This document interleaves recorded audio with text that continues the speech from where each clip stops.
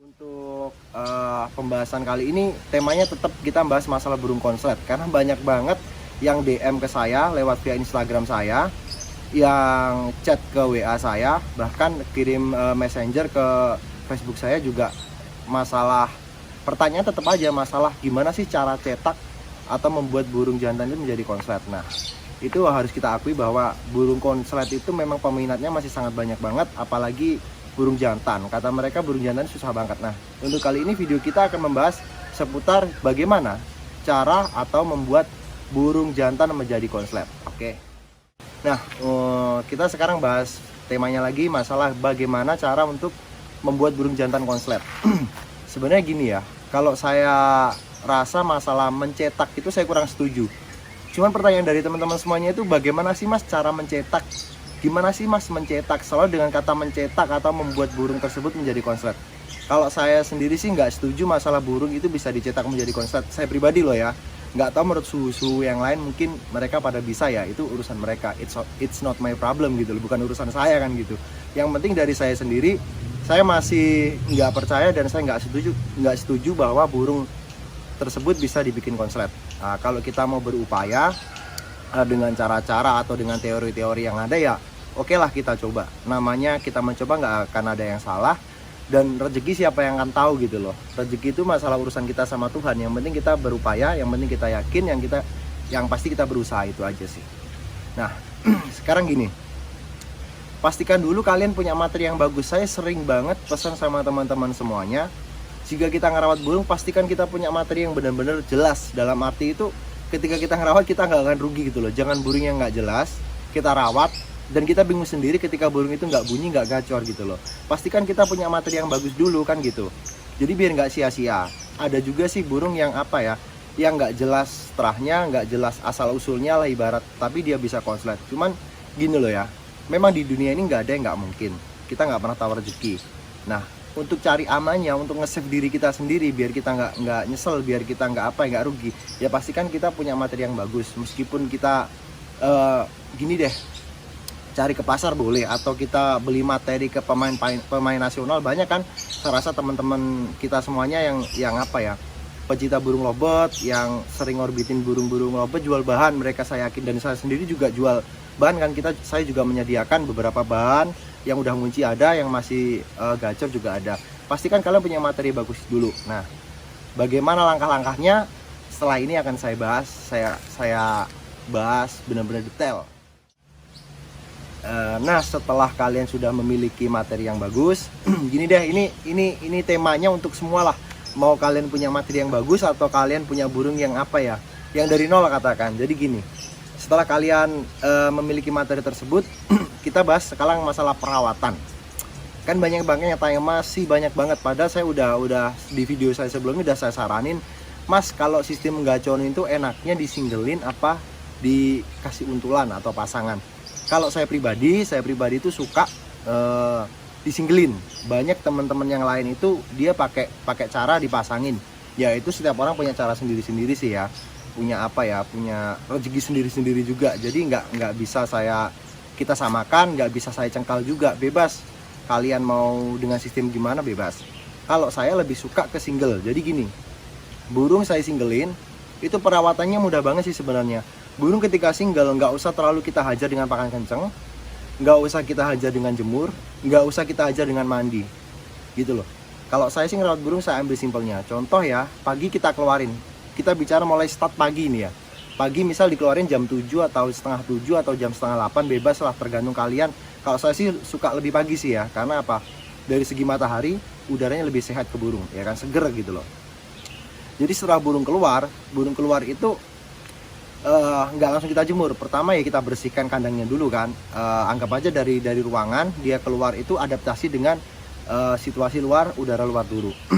Setelah sangkarnya kita bersihin, ya kan, setelah kita bersihin, udah kita langsung jemur. Kita jemur, cepuk kita kasih gede aja. Cepuk kita kasih gede. Kalau burungnya mau mandi sendiri syukur, kalau nggak mau mandi sendiri coba dipancing sama spray. Dari jauh dipancing gitu kan. Setelah kita pancing dengan spray, insya Allah dia akan mandi sendiri. Kalau dia memang nggak mau mandi, ya udahlah, jangan dipaksa. Itu biasanya saya jemur burung yang bahan itu mentok itu 45 menit. Biasanya saya ada yang 15, ada yang 30 menit, dan mentoknya 45 menit.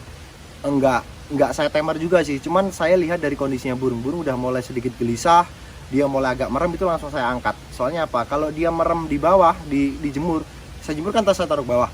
Ketika dia udah mulai merem-merem, nanti kita teduhin, kita cantolin, dia lanjut tidur gitu loh.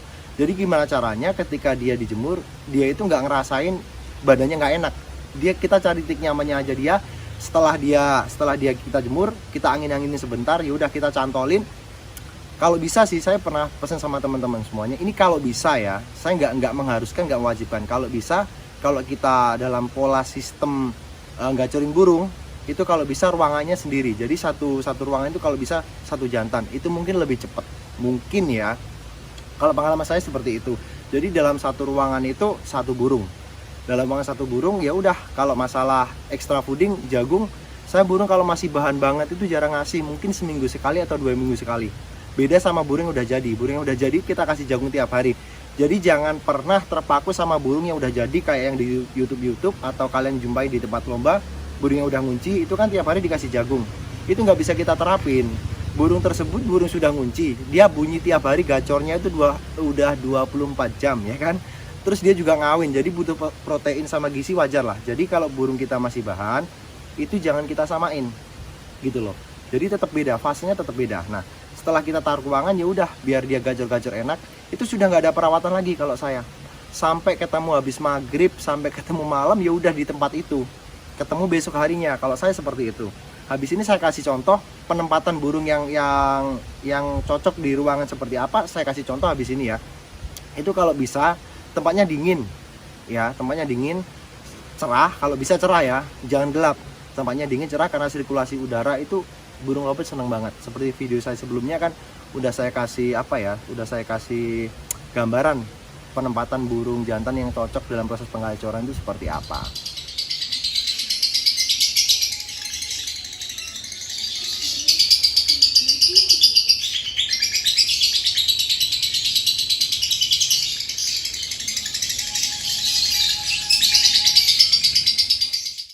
Nah itu tadi kan cara perawatan burung kita masih dalam proses penggacoran kan ya, dalam proses penggacoran.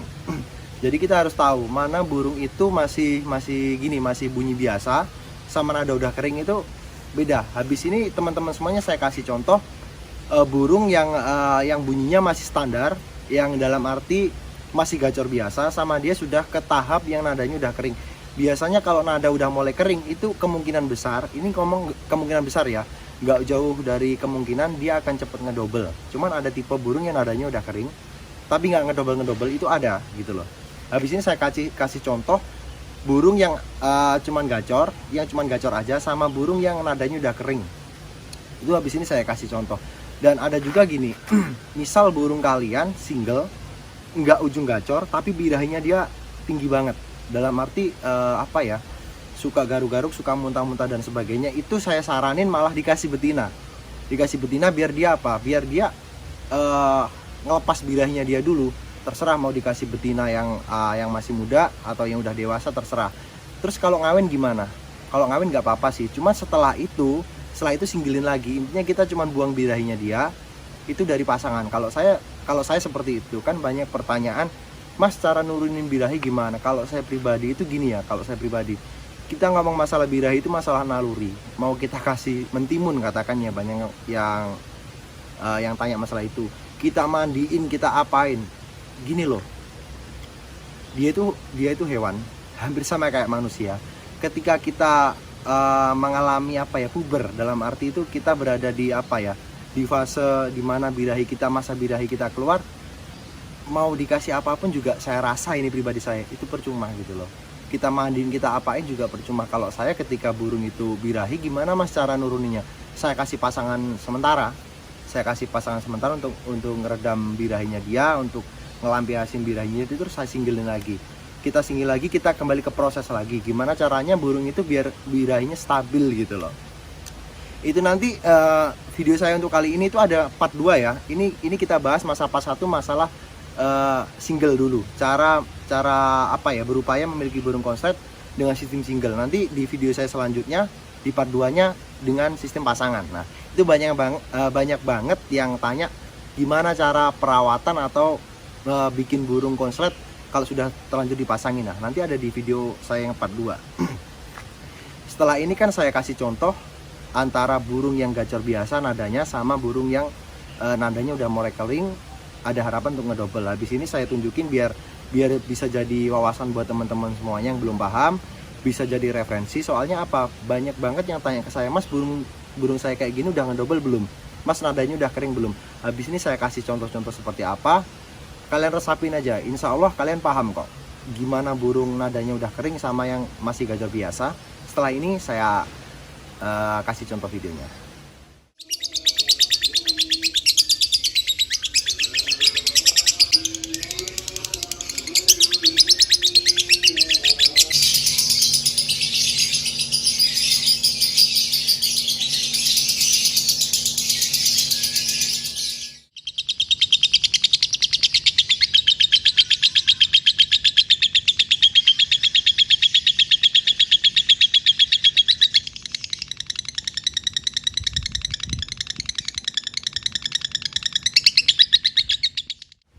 Nah, sebenarnya rawatannya gimana cara prosesnya itu ya seperti itu tadi. Sebenarnya nggak banyak apa ya, nggak banyak teori-teori juga sih. Kalau saya lebih ke apa ya, ke realita yang ada lah, yang masih pakai logika gitu ya. Yang tadi ya dari cara penjemuran, salah satunya foodingnya tadi. Oh ya, sama masalah pakannya. Kalau pakan saya pertama saya kasih polos. Kalau burungnya nggak berangsur gacor, itu saya naikin sedikit. Jadi nggak langsung saya bom dengan pakan kenceng. Banyak yang ngeluh kan, "Mas, saya beli pakan dari sana, dari sini. Burung saya nggak gacor, malah macet." Itu nggak usah nyalain pakannya, nggak usah nyalain yang jual pakan, yang bikin pakan. Mereka udah berupaya loh ya. Kita nggak boleh nyalain. Kita harus nyalain diri sendiri karena apa? Kita yang salah untuk menilai, memahami karakter burung kita. Itu harus diingat. Saya paling nggak suka banyak orang chat ke saya, "Mas, habis beli pakannya si A, si B, burung saya kok makin kayak gini." Stop nyalain produknya orang, salin diri kita sendiri. Berarti kita belum peka, kita nggak paham dengan maunya burung kita. Hargain mereka. Sekarang gini ya, saya setelah dari fooding, penjemuran tadi udah, penempatan tadi juga udah ya kan. Sekarang masalah gini, masalah kalau ngerawat burung ini saran ya. Ya sebelumnya saya minta maaf kalau ada yang tersinggung. Ini saya hanya ingin apa ya, membuka sedikit membuka pemikiran kalian bahwa ngerawat burung itu jangan dibikin ribet, jangan dibikin susah, jangan dibikin rumit. Kalian stop berpikir masalah apa itu jebol birahi, ya kan? Apa itu karakter, nggak usah berpikir sejauh itu. Kalian cukup fokus gimana kalian memahami burung kalian. Burung saya ini itu birahinya ketinggian atau enggak? Itu dari gelagatnya udah kelihatan. Fokus di situ, jangan dihantui dengan bahasa-bahasa yang saya rasa itu sedikit menyesatkan atau apa ya, dalam arti semakin membuat bingung kalian. Jadi fokus aja, nggak usah peduli so what dengan bahasa-bahasa yang apa ya, yang masih dibilang nggak ada buktinya gitu loh. Jadi kita stay safe aja lah, kita main aman. Gimana caranya burung kita gacor, udah fokus di situ aja. Dan masalah penempatan itu kalau bisa, kalau kita dalam sistem penggacoran bulung posisi single, jauhin dari burung betina. Karena burung betina itu lebih dominan, dia itu hyper fighternya sering keluar, biar nggak memicu birahi si jantan itu naik, biar fokus ke arah gacor. Itu aja intinya. Upayakan kalau kita pengen memiliki burung konslet dalam gacorin, punya sedikit burung gitu loh. Seperti video saya sebelumnya, kenapa burung saya banyak sedangkan saya nyaranin ngerawat burung sedikit, karena saya kan seller gitu loh, saya menjual, saya menyediakan gitu loh. Kan lucu, saya seller, saya menyediakan burung. Kalau burung saya sedikit, ketika burung ini sold, terus yang saya jual apa kan gitu loh. Banyak orang yang menentang masalah omongan saya, "Mas Dika nyaranin burungnya sedikit tapi burung Mas Dika sendiri banyak." Ingat, saya penjual, hobi dan penjual. Jadi beda sama orang-orang yang benar-benar cuman pure di hobi. Saya banyak karena kebutuhan, saya nggak munafik orangnya, saya nggak mau jadi orang munafik. Kalau saya jualan, burung saya semuanya saya jual, silakan di PM boleh. Saya rasa itu aja. Masalah bagaimana cara untuk memproses burung ke arah konslet ya, kita berupaya. Nanti part 2-nya akan saya bahas masalah burung yang sudah pasangan, gimana caranya kita berupaya memiliki burung konslet. Ingat ya, burung konslet itu nggak bisa dicetak. Kalau ada yang bilang, burung itu bisa dicetak, saya akan belajar sama orangnya. Saya masih percaya dengan adanya hoki, rezeki, dan ya kebetulan mungkin ya.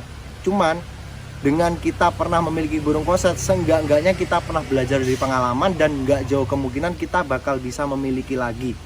Dan itu nggak saya pastikan akan bisa punya burung konslet lagi, nggak. Cuman kita bisa apa ya? Bisa mengikuti jejak-jejak kita. Kita bisa flashback. Oh, burung saya kemarin bisa konslet dengan cara seperti ini, saya coba lagi. Harus diingat, karakter burung itu beda-beda seperti manusia. Jadi nggak semua bisa kita samain. Dan saya rasa itu aja video dari saya. Ditunggu video part 2-nya. Sukses terus buat kalian semuanya. Barangkali ada salah-salah kata, saya mohon maaf. Di sini saya hanya berusaha share pengalaman saya.